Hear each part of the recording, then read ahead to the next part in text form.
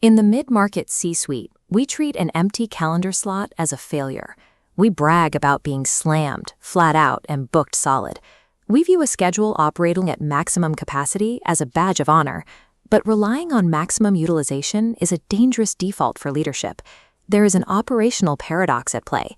When a system operates at its absolute limit, it loses the ability to absorb even the smallest disruption, creating a state of total operational fragility. We are taking capacity expectations engineered for industrial machinery and applying them directly to human capital. The underlying system simply cannot sustain it. When every minute of the day is scheduled and every person is operating at their absolute limit, the business is not moving fast. It is effectively entirely stuck. There is a critical distinction between the volume of tasks an individual can complete and the actual efficiency of an entire organization. A leader's true value is measured by their decision velocity.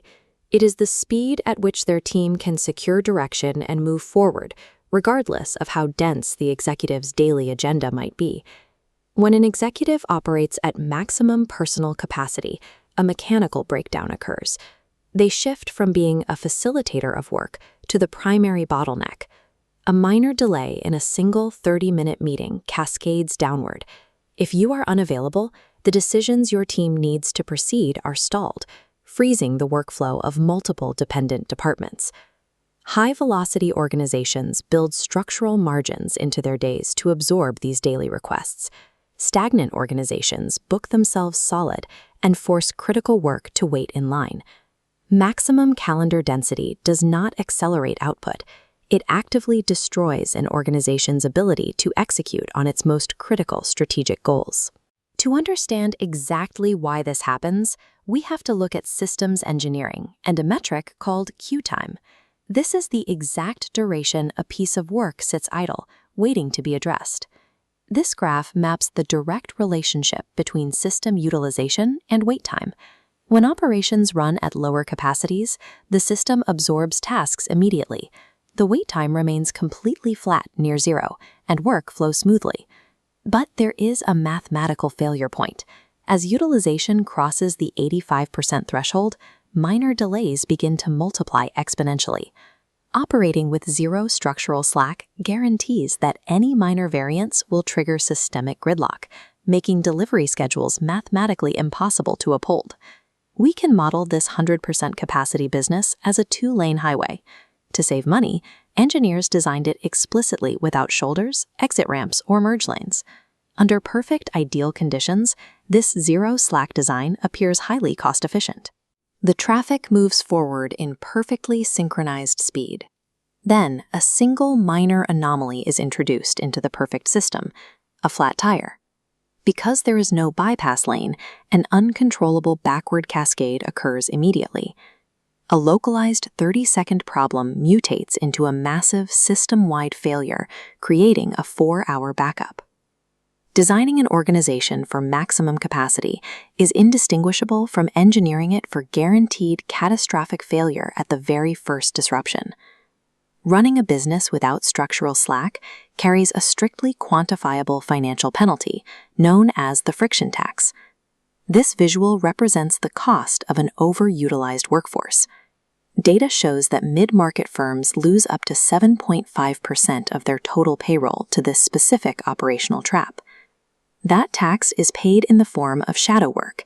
This is the undocumented, repetitive labor spent executing manual workarounds and fixing the same problems over and over.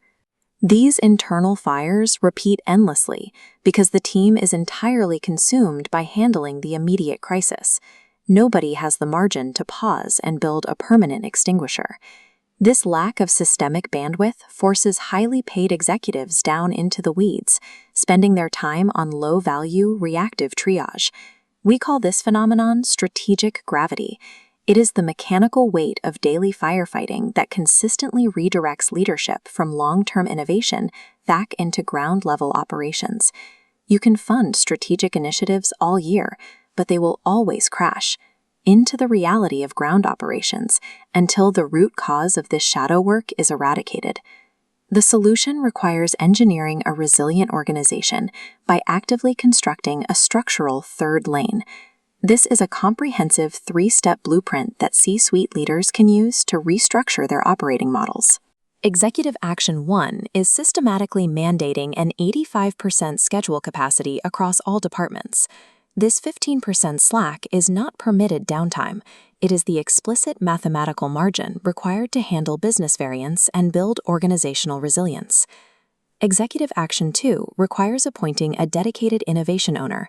This is a designated pilot for major processes, whose sole mandate is finding ways to execute that core work twice as fast. Executive Action 3 is executing a comprehensive shadow work audit.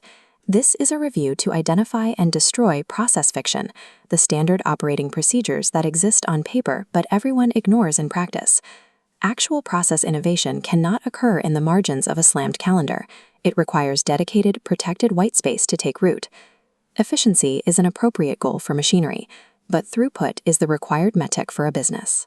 An executive must shift their personal metric of success away from individual output and focus entirely on their organization's decision velocity. By deliberately lowering an executive's capacity to 85%, bottlenecks are instantly resolved. Approval cycles collapse when teams stop waiting days for signatures. Information flows immediately, and dead zones resume rapid movement. A leader operating as a 2-lane road is the greatest active threat to their own company's ability to scale. While struggling companies rely on brute force and continuous triage, agile organizations design themselves to enter the optimal flow state of their industry.